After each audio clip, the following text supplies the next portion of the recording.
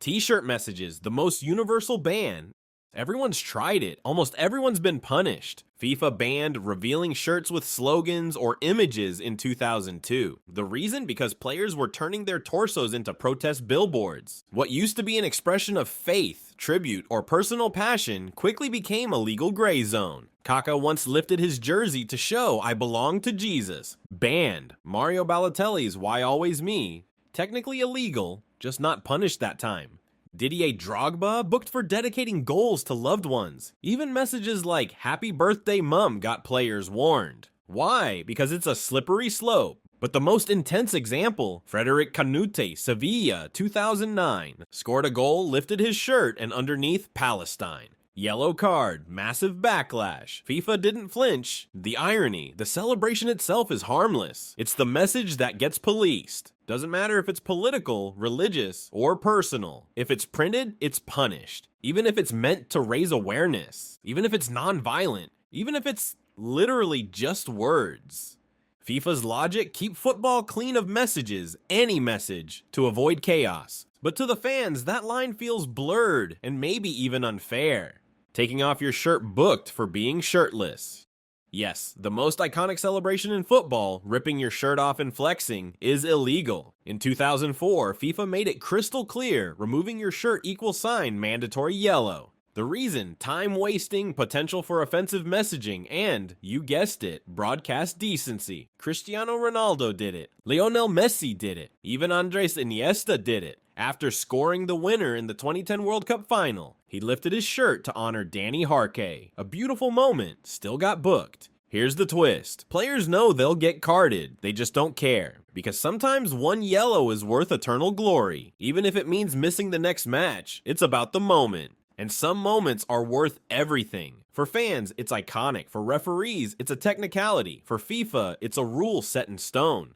Jumping into the crowd, literally outlawed.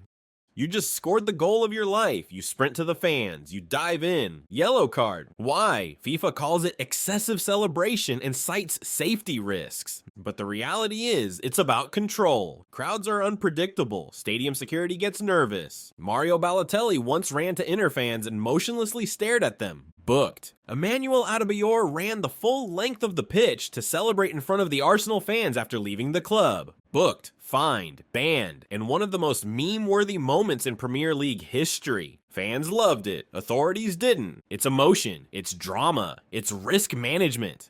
Military salutes, subtle but banned. Nationalism and football don't mix well, at least not in celebrations. In 2019, Turkish players gave military-style salutes during international matches. It was a direct show of support for military operations in Syria. UEFA immediately opened an investigation. France's players complained. Italian media exploded. FIFA stayed silent. At first. Eventually, UEFA issued warnings and fines, reminding teams that political symbols have no place in football. The problem? A salute is just ambiguous enough. It's hard to ban universally, but when it's coordinated and timed with real-world events, it becomes unignorable. Even subtle gestures can become lightning rods when context enters the pitch. And once politics hits the grass, FIFA panics. Shooting guns, miming weapons gets you punished. No real bullets, just imaginary ones, still banned. In 2008, Fiorentina's Dani Osvaldo was sent off after a second yellow when he removed his shirt and mimed a machine gun celebration against Juventus. In 2013, Colombian player Teofilo Gutierrez mimed drawing pistols from his socks. Suspension. Even kids' football leagues now ban gun gestures. Because even pretending to be violent is seen as dangerous optics for a global sport. The message is clear: football is global, and FIFA doesn't want to be seen glorifying violence, real or imaginary, even if it's a joke. The dog urination celebration, the most bizarre ban ever. You're not mishearing. In 2011, Zenit's Danny celebrated a Champions League goal versus Porto with a urinating dog gesture, which drew attention and criticism. Copying an old NFL celebration, he lifted his leg near the corner flag like a dog. The referee? Immediate yellow. The media? Outraged. FIFA issued a formal warning for unsporting conduct. Even pretending to urinate is apparently too much. No liquids, no messages, no dogs. Modern football is weirdly specific. Creativity is allowed, but not too much. Corner flag abuse, when props become problems.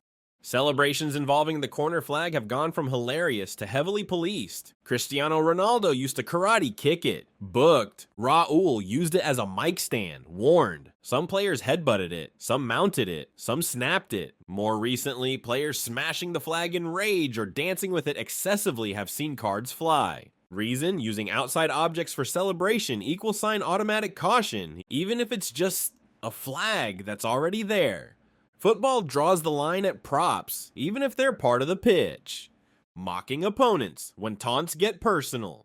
Some celebrations aren't about joy, they're about you losing. In 2021, Emiliano Martinez saved a penalty and screamed, "I'm in your head," right at the taker. Not a goal, but same principle. Provocative, personal, aggressive. Celebrations mocking opposition fans or players almost always end in fines or cards. The classic, Robbie Fowler. After scoring in the Merseyside derby, he dropped to the ground and mimicked snorting the goal line. Supposedly mocking drug accusations from Everton fans. Immediate ban, long suspension. Samir Nasri drew controversy at Euro 2012 with a shush and shut up gesture aimed at critics. Booked. Because even silent taunts speak too loud for FIFA. And once it crosses from celebration to provocation, the punishment is quick. Backflips and somersaults, spectacular but banned in youth football. Let's be clear, acrobatics aren't banned in pro football, but in youth leagues, they're being wiped out. The reason? Safety. Kids copying players like Obafemi Martins or Pierre-Emerick Aubameyang have gotten seriously injured. Broken wrists, twisted ankles, all in celebration. Several federations now instruct youth coaches to actively discourage backflip celebrations, even if they're clean. In adult leagues, referees are told, if it looks dangerous, caution them. The takeaway: a perfect somersault might win hearts, but also cost you the next match. Risk plus spectacle == referee panic. Kissing the camera, sacred but risky. Zlatan, Messi, Haaland. They've all run to the broadcast camera and kissed it. Iconic, poetic, marketable. And while it's usually ignored, referees can issue a caution if the action includes pushing equipment, causing delay, or damaging gear. One infamous case, a player kissed the camera then knocked it over. Fined by the league, booked by the ref, banned by the club. Lesson learned? Love the lens, but don't break it. Removing shorts. Yes, that actually happened.